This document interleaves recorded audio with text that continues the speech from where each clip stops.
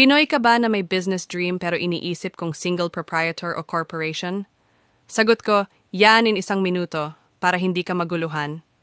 In the Philippines, being a single proprietor means ikaw ang boss, full control, faster decisions, at mas mababa ang registration at compliance costs. Hindi mo kailangan ng board meetings o maraming signatories, ikaw lang at ang business mo. Mas simple rin ang tax filing kaysa corporation, na may mas maraming forms at requirements. Perfect ito para sa small to medium businesses na gusto ng mabilis na start at mas kaunting hassle. Pero tandaan, ikaw rin ang may full responsibility sa liabilities, kaya dapat ready ka sa ganong setup. Kung gusto mong magsimula ng business sa Pilipinas ng mabilis, simple at legal, message us today. Tutulungan ka naming magpa-register bilang single proprietor para makapagsimula ka agad sa negosyo mo.